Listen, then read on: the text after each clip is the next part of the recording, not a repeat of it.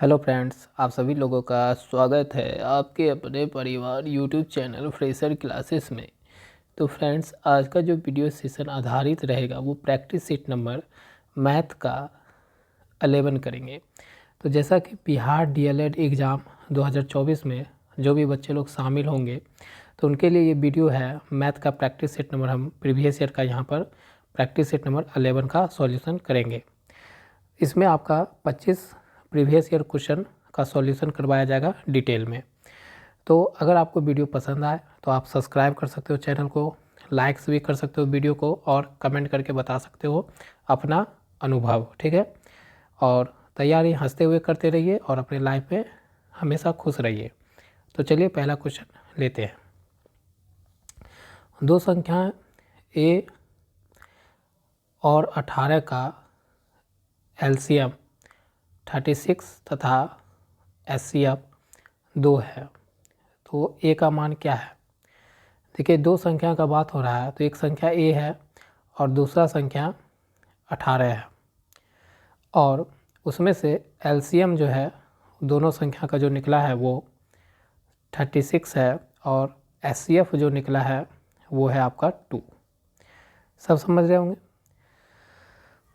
तो हम लोग बचपन में एक फॉर्मूला पढ़ते थे 8 क्लास में कि ए गुना में बी बराबर एचसीएफ गुना में एलसीएम डिवाइडेड बाय कुछ नहीं, यही होता है फॉर्मूला, ठीक ना।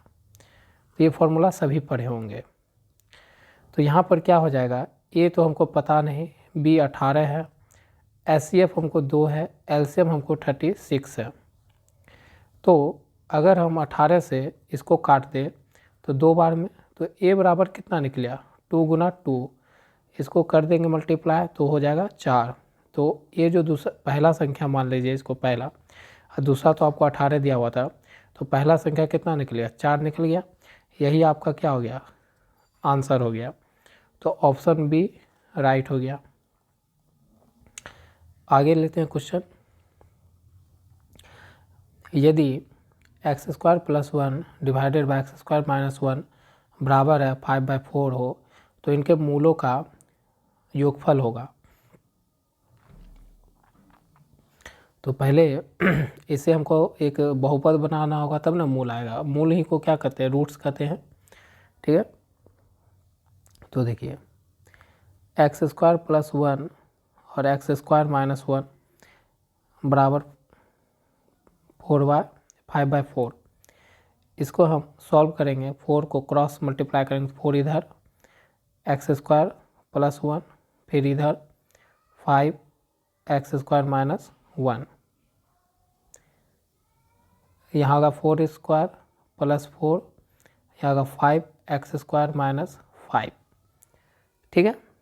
अब देखिए x² को इधर ले जाएंगे तो 5x² - 4x² और यहाँ 4 और यहाँ +5, ये 9 और ये क्या होगा x²। तो x रूट अगर भगाइएगा तो रूट यहाँ पर 9 प्लस माइनस में आएगा, क्योंकि ये क्या है आपका द्विघात समीकरण आ गया। तो एक 9 निकलेगा और एक +9 निकलेगा, ठीक है। तो दो हमारे रूट्स निकल गए, ठीक है।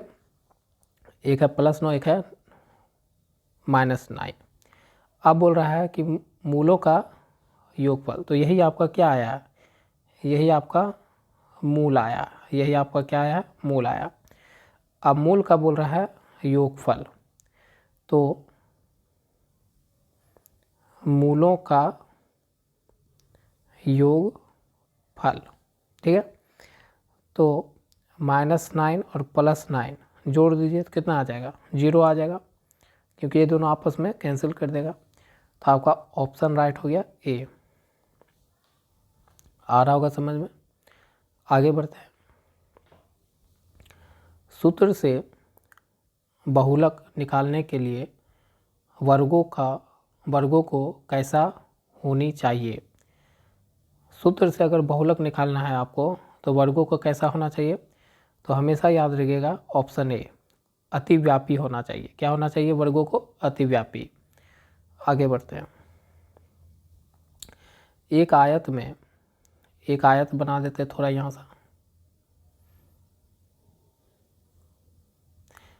एक आयत में लंबाई जो है, यहाँ पर लंबाई है 8 सेंटीमीटर और यहाँ पर मान लेते हैं ये चौड़ाई जो है वह है 6 सेंटीमीटर, ठीक ना। तो इनके विकर्ण का लंबाई ज्ञात करने। विकर्ण मतलब क्या होता है, इंग्लिश में बोलते हैं तो डायगोनल्स बोलते हैं, ये होता है विकर्ण। ये आपका क्या, जो ब्लैक रंग से मैं बनाया ना, वो आपका क्या है, विकर्ण है, ठीक ना। तो ये हो गया विकर्ण। तो यही विकर्ण का वैल्यू आपसे पूछा जा रहा है, ये विकर्ण का वैल्यू आपसे पूछा जा रहा है। तो यहाँ पर क्या बन रहा है, यहाँ पर एक 90 डिग्री हो रहा है। अगर ये 90 डिग्री हो रहा है तो हमको क्या आना चाहिए,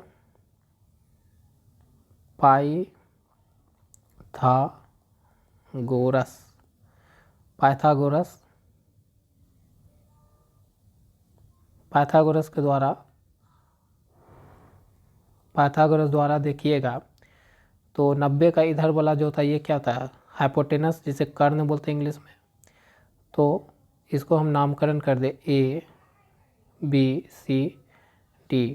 तो आपका BD स्क्वायर बराबर क्या होगा, AD स्क्वायर प्लस में AB स्क्वायर, यही होगा। अब हमको तो BD का मान चाहिए, तो AD का 6 का स्क्वायर और AB 8 का स्क्वायर, तो यहाँ हो जाएगा 36 और यहाँ हो जाएगा 64। तो BD स्क्वायर बराबर क्या हो जाएगा, इस दोनों को जोड़िए 10 10। तो BD का रूट भगाएंगे तो स्क्वायर भागेगा तो रूट में बदलेगा और ये हो जाएगा आपका 10, ठीक ना। तो 10 आया तो BD जो है आपका, जो BD आया 10, मतलब ये आ गया विकर्ण बराबर कितना आया 10, ठीक ना। तो आपका आंसर हो गया C 10 सेंटीमीटर। आपका ऑप्शन C राइट हो गया। आगे आते हैं। किसी त्रिभुज में कम से कम कितने न्यूनकोण होते हैं, किसी त्रिभुज में कम से कम कितने, कम से कम पूछा है तो आप याद रखिएगा 2 होते हैं, ठीक है। जैसे मान लो न्यूनकोण क्या होता है, पहले तो न्यूनकोण क्या होता है बहुत बच्चे को पता होगा नहीं। न्यूनकोण होता है जो 90 डिग्री से क्या हो, छोटा हो, जो 90 डिग्री से छोटा होगा उसे क्या कहते हैं, न्यूनकोण कहते हैं। तो मान लो ये A है, B है, ये C है, तो यहाँ पर क्या होगा 60 डिग्री, यहाँ पर क्या होगा 60 डिग्री। और एक त्रिभुज में सभी कोणों का मान कितना होता है, 180 डिग्री होता है। तीनों कोण का मान कितना होता है 180। अगर ये 60 है तो ये भी 60 होगा। तो ऐसे तो अधिक से अधिक क्या हो गया, अगर अधिक से अधिक पूछेगा तो 3 न्यूनकोण होता है, लेकिन हमको पूछा है कम से कम, तो कम से कम हमारा क्या इतना हो सकता है 2 हो सकता है। अधिक से अधिक पूछेगा तो 3, लेकिन कम से कम हो सकता है 2। मान लेते हैं 2 के लिए कैसे कंडीशन बन सकता है, देखो एक मान लेते हैं कि हम 90 से ऊपर 90 मान लेते हैं, अब उससे 90 45। तो देखो ये वाला जो है ये 2 हमारा न्यूनकोण है, ये हमारा क्या न्यूनकोण 90 से छोटा है, लेकिन तीनों को जोड़ के हमारा कितना पूरा 180 डिग्री पूर रहा है।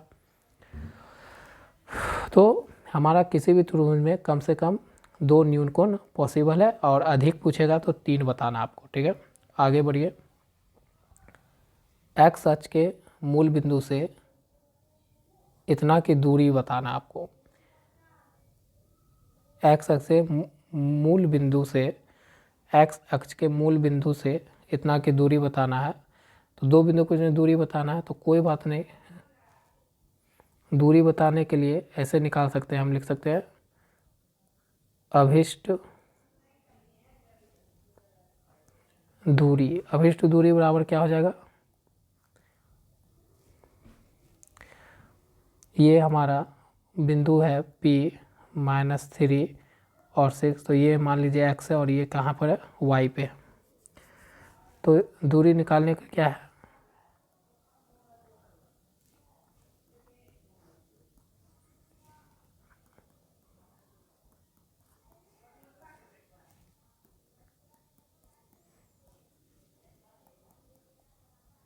ठीक है, इतना आएगा, इतना इकाई, कुछ भी इकाई में यहाँ नहीं दिया हुआ इसलिए कुछ इकाई ही आएगा, दूरी कुछ में मापते हैं ना, तो इकाई आएगा। और इसको जब तोड़ेंगे तो 3√5 आएगा, तो ऑप्शन आपका डी राइट हो जाएगा। ठीक है, ये क्वेश्चन थोड़ा बड़ा है, देख लेते हैं क्वेश्चन क्या है। पहले छोटा छोटा क्वेश्चन कर लेते हैं, ये कर लेते हैं पहले, ठीक है। x बराबर इतना है, y बराबर इतना मान है, तो b² x² plus a² y² का मान क्या होगा, यही बोला। तो देखिए b² x² plus a² y², तो देखिए तो b² रहने दीजिए, x के लिए हम इतना मान पुट कर सकते हैं, ये वाला, तो a cos थीटा का ये स्क्वायर हो जाएगा, प्लस फिर हमारा a² को ऐसे रहने दीजिए।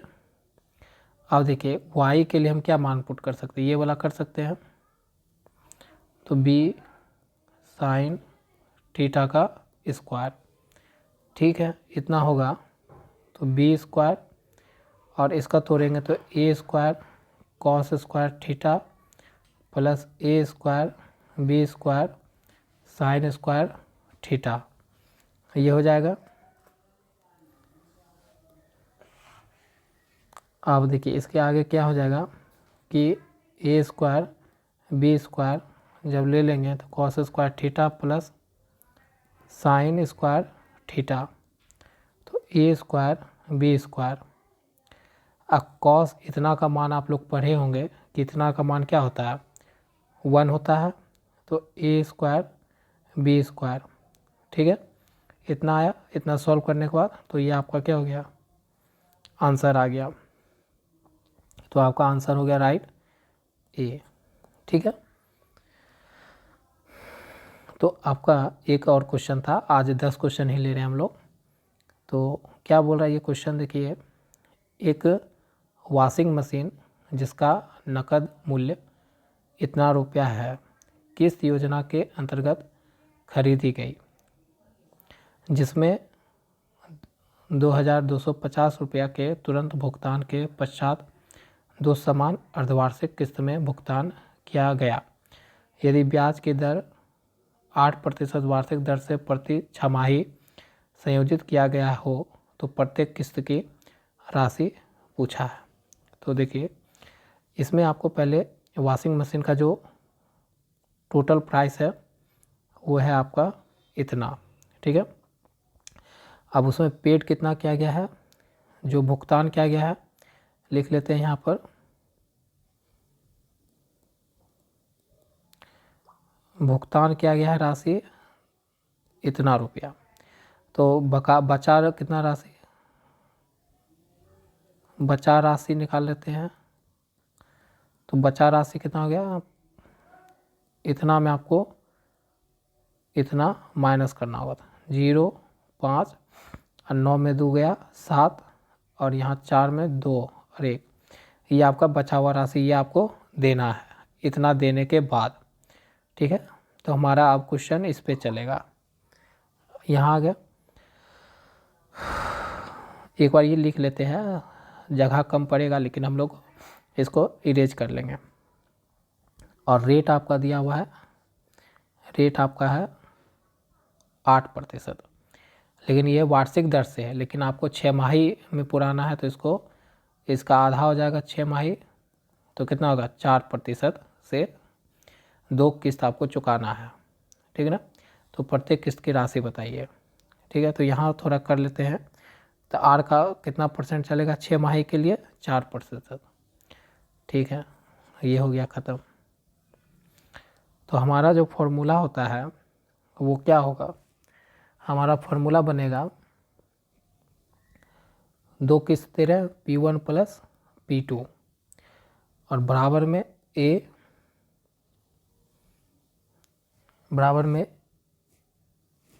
गुना में 100 और 100 प्लस 4, ठीक है, पहला किस्त।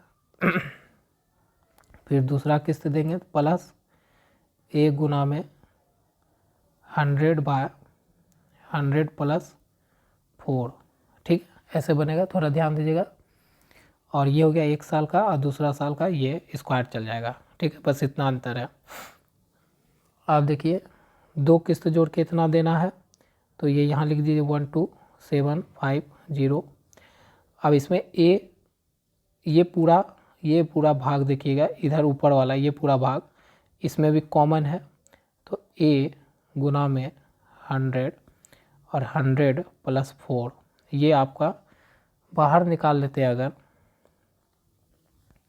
तो अंदर क्या बचेगा, 1 प्लस A 100 प्लस 4, ठीक है, ऐसे बचेगा। ये 100 है, 0 को 100 मानना है। अब मैं इसको थोड़ा इधर इरेज कर लेता हूँ।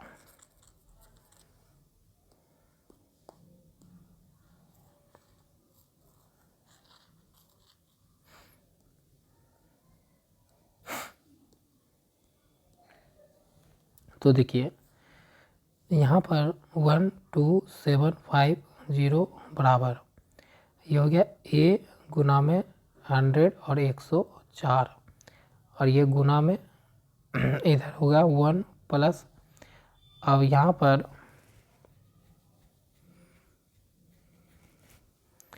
अच्छा इसमें A क्यों मान लिए, इसमें तो एक यहाँ पर एक हुआ, एक इससे निकाल लिए, A पूरा कॉमन लिए हैं तो A यहाँ नहीं बचेगा अंदर में, ये A नहीं रहेगा, ठीक है। तो यहाँ पर हमारा 100 प्लस 1/4 अंदर में बचेगा, तो 12750 और यहाँ पर 100 में 100 गुना कर देते हैं आप, और ये हो जाएगा कितना, 100 यहाँ पर होगा 204 और ये 14, ठीक है। तो 12750 बराबर A बराबर, इसको अगर यहाँ से यहाँ काटिएगा तो ये आएगा 25/26 और इसको काटिएगा तो यहाँ पर आएगा 51/26, ठीक है। अब इधर से इरेज करते जाना होगा क्योंकि जगह का शॉर्टेज। आपको मैं डिटेल में बताऊंगा, अगर वीडियो पसंद आ रहा हो और आप यहाँ तक पढ़े रुके तो फ्रेंड्स वीडियो को ज़रूर सब्सक्राइब कर लीजिए। अगर चैनल पर नए हैं और जो पुराने हैं बच्चे वो कमेंट करके बताइए कैसा आपके लिए हेल्पफुल है कि नहीं, ठीक है। और नए बच्चे को भी इसमें ऐड करिए, अगर आपके शेयर करिए आपके फ्रेंड सर्कल में, फैमिली में अगर कोई तैयारी कर रहा हो तब।